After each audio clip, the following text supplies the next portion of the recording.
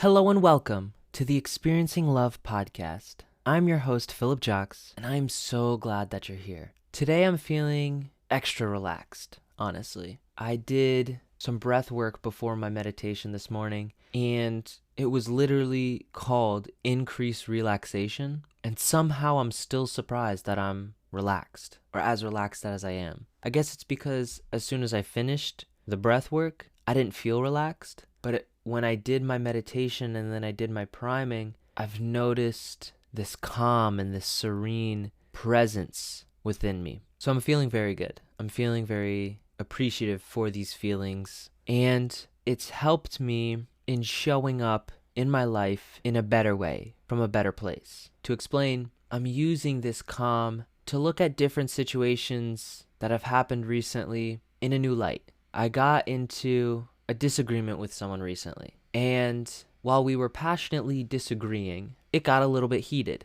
I was feeling in a protective state, and no doubt they were too. And when we're both being protective and reacting, that is a great recipe for a situation where no one wins. But I started thinking about what happened in the situation, and the reason I'm not going into great detail, it's because it's someone close in my life, and I want to protect their privacy and my privacy. So I'll share what I could share. So pretty much it was an argument about health, about what's considered healthy, what's considered not healthy. Because since the end of last year, I have adjusted my list of values. And more specifically, I adjusted the order in which my values are prioritized in my life. What I chose in December was that health and energy, being healthy and being energized, is my number one value. I know I talk about love a lot, and that's at a close number 2. And the reason it's in that order is because I've found that I can show up with more love and show up with more strength and more gratitude and appreciation and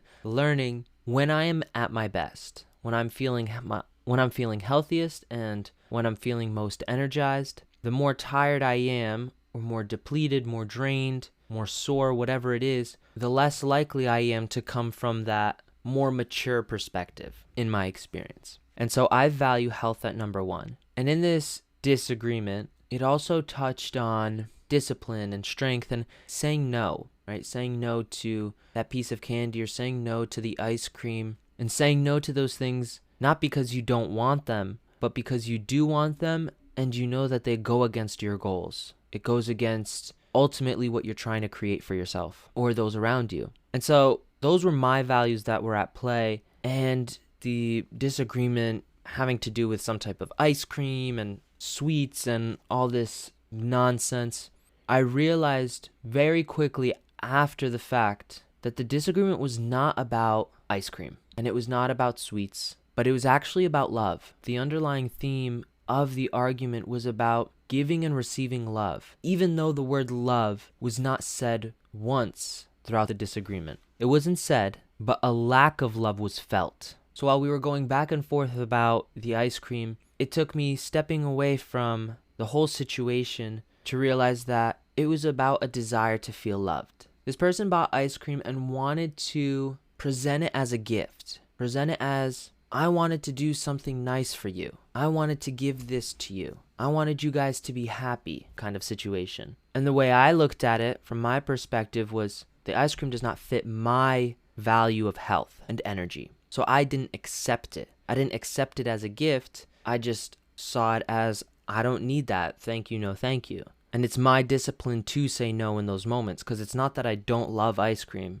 I love it. I truly do. I just know that with my health goals and how I'm working out more, I'm eating clean, those are just empty calories for me. I'd much rather eat a well-prepared chicken with some nice veggies on the side rather than eating a bar of ice cream. But it wasn't the ice cream. It was about the fact that when you ask why would someone gift something for someone? And for me, it just goes back to the love languages, acts of service, gift giving. That's what I know that this person values and appreciates. So it was not about the ice cream, but it was about the fact that they were making a bid for love. They wanted to feel love in that moment. And when they didn't get it, they got upset. They got protective. And then I got upset. I got protective. So I say all this because it's on my mind, and from my relaxed state, I'm able to see it even more clearly and to realize that my next step is to apologize. It's to go and apologize for my part, take responsibility for my side, my actions. Because I also recognize that whenever you have a disagreement with someone, until you're ready to step away from your side, to understand the other person's side,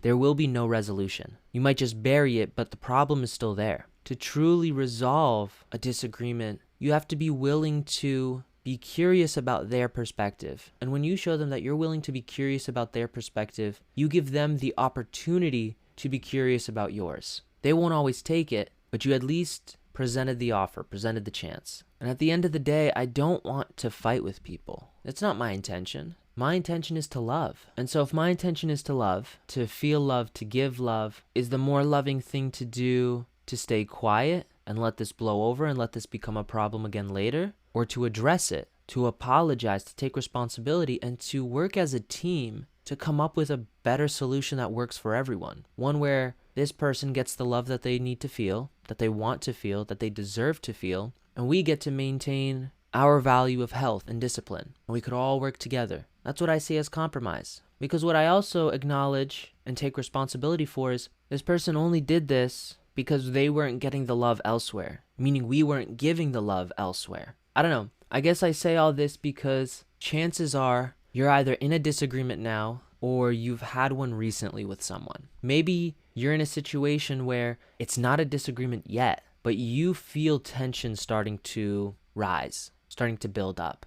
Maybe it's some type of resentment on your side. Maybe you're feeling some type of vibes from some other person. And what I want this episode to be is a call, is a reminder to just challenge yourself to see their perspective. You'd be surprised by what you can achieve, and I'm talking your wants and needs and feelings, when you just take a moment to appreciate someone else's feelings, someone else's needs, someone else's wants. I may go apologize right now, and nothing changes, but at least I showed that I'm willing to understand another person. I had this thought while I was meditating that I've had before, which in the past has felt a little bit selfish. But I had this thought of, why do I always have to be the bigger person? Why do I always have to be the person to apologize? And then something shifted, not just with discipline, but I got to say, I get to be the bigger person. I feel good when I'm the bigger person. So what do I mean, why do I have to? I get to be the bigger person every single time. I get to apologize every single time, or apologize first every single time. Because at the end of the day, that says more about me than it does about the other person. Whether they want to apologize or not, whether they do or don't, I will let them do exactly what they are going to do, because they're their own people. I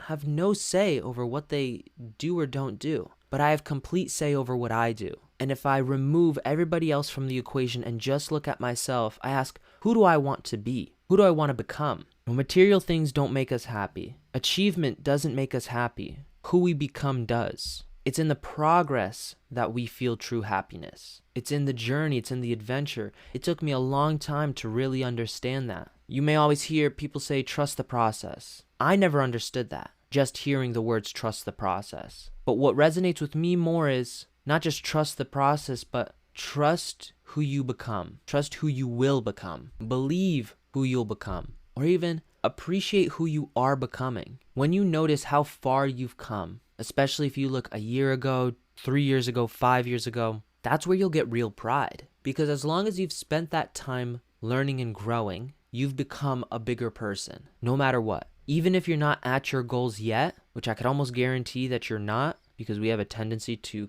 continue pushing the finish line further and further away. We push that finish line further and further away because we understand that the finish line is not the goal. It's who we become that's the goal. We push the finish line away because the finish line is death. We're not ready to die. We want to continue racing. We want to continue growing. Because when we get to the finish line, we want to be the biggest people that we can be. So I'm not saying that you have to accept everything that someone does. Sometimes you have to make decisions. You may have to say no to certain people. You may have to remove yourself from certain situations. But then there's times that you don't have to remove yourself. You don't have to cut someone off, because sometimes all it takes is a little bit of that awareness and a little bit of that reasoning and understanding. And if you have that from both sides, you have a relationship that flourishes.